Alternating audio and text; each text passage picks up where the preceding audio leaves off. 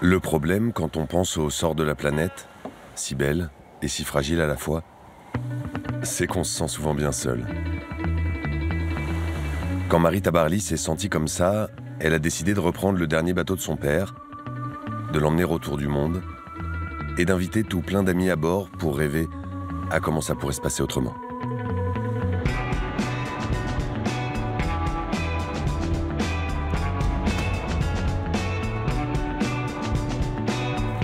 Dans l'équipage, on trouve des loups de mer, des acrobates, des artistes. N'empêche, qu'il pleuve ou qu'il vente, tout le monde met la main à la pâte. Chaque mois, Marie Tabarly, à la barre de son projet un peu fou, embarque des invités célèbres et leur vécu hors norme. On est aux Açores, il y a Fred Boyle, photographe sous-marin, et la nageuse olympique Coralie Balmy, et tous ensemble, ils sortent d'un ouragan.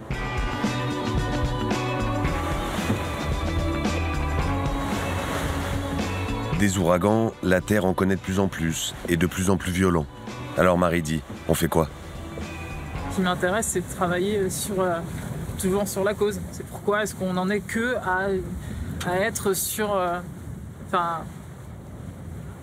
on en est à interdire les pailles en plastique, quoi. On en est que là, quoi. Bah, t'imagines le gap qu'on a, quoi. Non, on n'est que à se dire, tiens, le sac en plastique, les pailles, il faudra peut-être commencer à arrêter, quoi.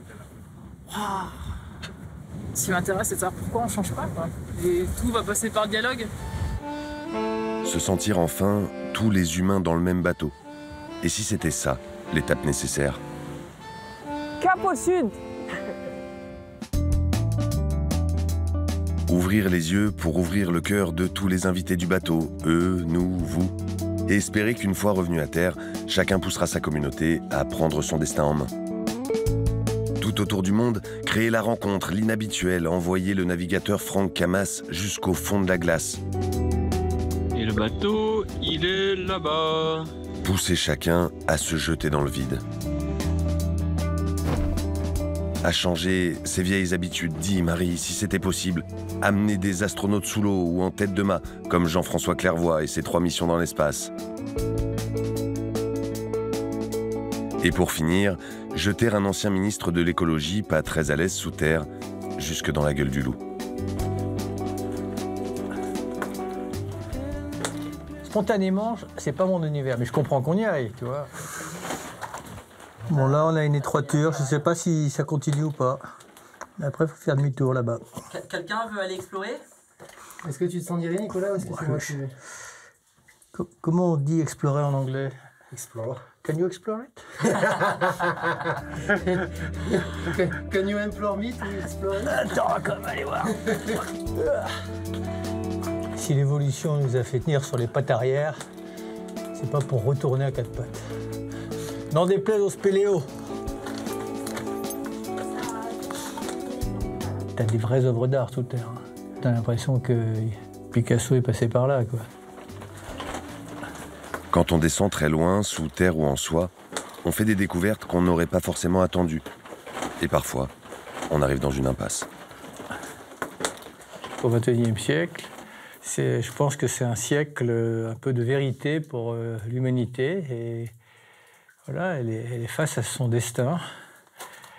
Elle a encore les cartes en main, mais elle n'aura pas longtemps. Donc c'est notre état d'esprit qu'il faut changer, c'est-à-dire passer d'un siècle des vanités à un siècle d'humilité, c'est-à-dire accepter que nous ne sommes que des humains.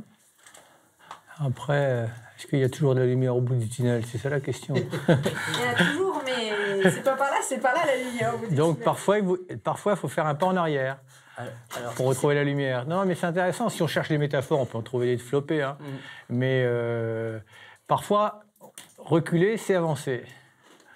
C'est bien qu'on ait encore notre destin en main. Ce qui sera un peu difficile, c'est quand il nous aura échappé. Et disons que la fenêtre est très courte. Dans cette fenêtre qui se réduit un peu plus chaque jour, trouver son chemin n'est pas facile. Et nombreux sont ceux qui renoncent devant les premiers obstacles. En surface, Fred Boyle, le photographe, a lui proposé à Marie et Coralie de les emmener dans ce qu'il appelle son jardin. Même si ces temps-ci, ce jardin sous-marin, certains continuent de le saccager. C'est des longliners espagnols, donc ils viennent pêcher ici autour des Açores. Comme il n'y a plus d'espadons, ils pêchent que des requins bleus et requins mako. Et tout ça évidemment complètement légal parce qu'il n'y a aucun quota européen sur le tonnage de requins bleus. Et en plus, ils sont subsidiés au niveau du fuel parce que sinon, ils n'auraient même pas les moyens de sortir les bateaux.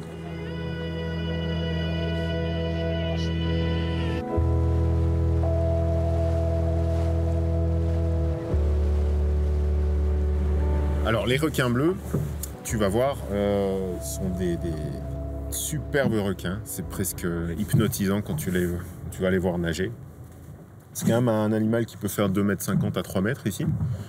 Donc il va venir te voir, donc n'aie pas peur. Si tu te comportes comme une proie, tu seras une proie. Et si tu domines un peu plus, il restera un peu plus loin. Donc c'est toujours cette espèce de curseur, il faut voir jusqu'où tu veux que le requin t'approche. Ok. En tant que photographe, je pense qu'une belle image, par exemple, d'un apnéiste avec une baleine, un apnéiste avec un requin, va faire rêver plus, va faire penser plus. Alors qu'une énième photo d'un requin pris dans un filet, un longline ou les requins avec les ailerons coupés, les gens vont se détourner de ça. À un moment, ils se sentent complètement impuissants. Et ces gens-là, peut-être qu'ils sont juste sur la corde à peut-être décider de faire quelque chose. Donc peut-être que des belles interactions, une belle image, ça peut les faire switcher. Bon, allez, j'y vais.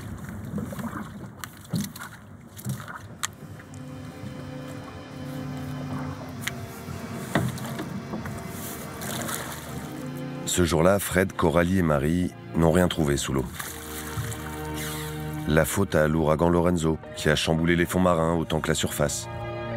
Mais 2 semaines plus tôt, les premières fois que Fred les a amenés plonger, les rencontres qu'ils ont faites ont confirmé à Marie qu'une fille qui rêve, ça a peut-être assez de folie, de force et de beauté pour décider chacun d'entre nous à tout faire pour sauver un monde aussi beau.